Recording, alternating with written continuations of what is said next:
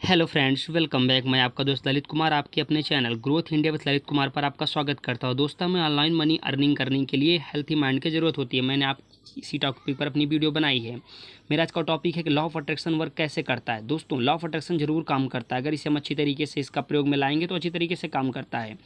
यकीन मानिए, यह इसलिए सत्य है क्योंकि आप इतिहास पुस्तकों या फिलोसफर की बातों पर यकीन न करके यदि स्वयं के ही जीवन में थोड़ी गहराई से देखेंगे तो आपको जानकर आश्चर्य होगा कि आपने भी इस नियम का प्रयोग अपने जीवन में किया है। अंतर बस इतना है कि आपको पता ही नहीं था कि ये प्रकृति का एक नियम है। इसे जीवन के हर क्षेत्र में प्रयोग करके बेहतर जीवन जिया जा सकता है। चलिए उदाहरण स्वरूप आपके ही जीवन की घटना लेते हैं। क्या कभी आपने के साथ ऐसा हुआ कि आपने किसी मित्र सहपाठी विदेश में रह रिश्तेदार को बहुत शिद्दत से याद किया और उसका फ़ोन आ गया होगा, या फिर आपने किसी को फ़ोन किया और सामने वाले को आपने आपको यह बताया कि वो आपको ही याद कर रहा था। मुझे उम्मीद है आपको उत्तर हाँ ही होगा। ऐसा हुआ क्यों? क्योंकि आपके और सामने वाले के विचारों की फ्रीक्वेंसी एक दूसरे से मिली और किसी ने एक दूसरे को फ़ोन किया। जब हमारे विचार ब्रह्मांड की ऊर्जा से मिलते हैं तो आपके विचारों को सार्थक रूप मिल जाता है। वैसे तो बाजार में बहुत सारी पुस्तकें हैं, बट आकर्षण का नियम एक ऐसी पुस्तक है जिसको आप पढ़ करके, इसे देख करके इसे समझ सकते हैं और ये लॉ ऑफ अट्रैक्शन वर्क कैसे करता है। इसे रेडियो के चैनल पर फ्रीक्वेंसी सुनाई देती है। जैसे रेडियो की फ्रीक्वेंसी सही चैनल पर जाते हैं उसकी आवाज़ साफ सुनाई देती है, वैसे ही लॉ ऑफ अट्रैक्शन काम करता है। वैसे यदि हमारे विचार और भावनाओं की फ्रीक्वेंसी मिल गई तो आपका विचार आपका जीवन बदल सकता है। इन दोनों फ्रीक्वेंसी को मिलाने के लिए आपको इन विचारों को अपने मन में दोहराते रहना चाहिए। सिर्फ विचारों को मन में दोहराने की ही नहीं बल्कि उसे महसूस करने की कोशिश कीजिए। जब आपका विचार सच हो जाएगा तो आप कैसा महसूस करेंगे? उदाहरण के लिए यदि आपको कोई कार खरीदनी है तो उस कार के साथ आपके मन में ऐसे भाव नहीं होने चाहिए कि पता नहीं ये होगा या नहीं होगा। ऐसे नकारात्मक विचार हानिकारक हैं। आपके अपने विचारों भावनाओं पर पूरा विश्वास होना चाहिए, क्योंकि आस्था और अविश्वास दोनों साथ काम नहीं कर सकते। आपको अपने आप पर पूर्णतः विश्वास होना चाहिए। आप जिन बातों को सच होते हुए देखना चाहते हैं, ब्रह्मांड से उसकी मांग करें। अक्सर जब मैं लोगों से पूछता हूं कि उन्हें जीवन से क्या चाहिए तो उनके पास कोई सटीक उत्तर नहीं होता, या सिर्फ यह कह देते हैं खुशियाँ चाहिए। ईमानदारी से कहूँ तो यह उत्तर मेरी समझ में नहीं आता। तो ब्रह्मांड को कैसे समझेगा कि आपको क्या चाहिए? आपको अपने लक्ष्य को लेकर बहुत ही फोकस रहना होगा। उदाहरण के लिए यदि आपको नई कार चाहिए तो आपको पता होना चाहिए किस ब्रांड की कार चाहिए, कौन सा मॉडल तक, किस रंग की कार चाहिए इत्यादि। हमारे अवचेतन मन को तर्क वितर्क करना नहीं आता। हम उसे जो विचार देते हैं वह बस यह देखता है कि हम उस चीज़ को कितना शिद्दत से चाहते हैं। आपकी समझ वह कितना भी मुश्किल क्यों ना हो, आपका अवचेतन मन आपके उस विचार को जीवंत करने के लिए उस रास्ते पर चल पड़ता है।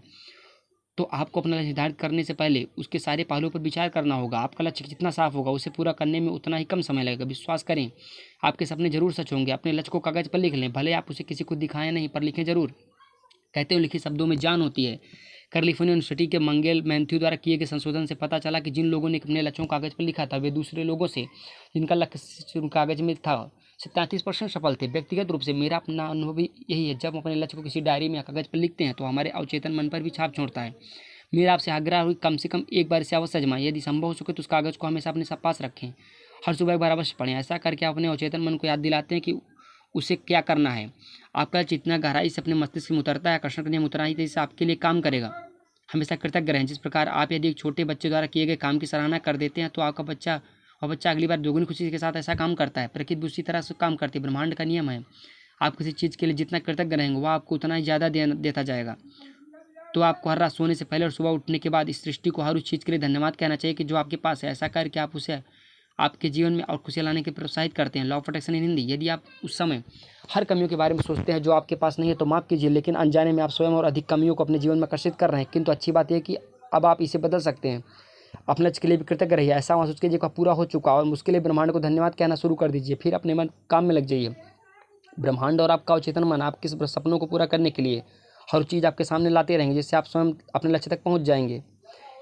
आइए देखते हैं लॉ ऑफ अट्रैक्शन का प्रयोग कैसे करें अथवा मैनिफेस्ट कैसे करें।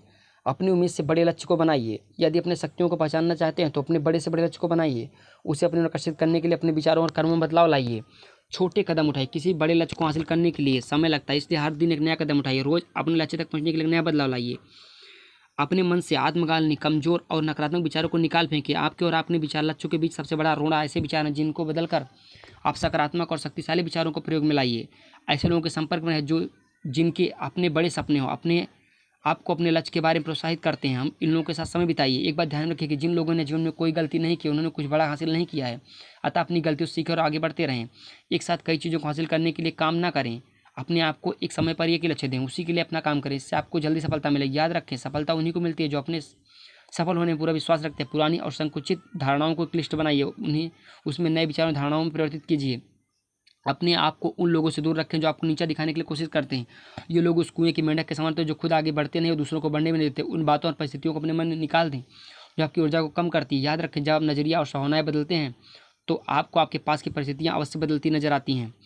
दूसरों के साथ अच्छा व्यवहार करें, खुश रहें, यदि यही चीज़ें आपके पास लौट कर वापस आएंगी। अपनी खुशियों की चाबी अपने पास रखें।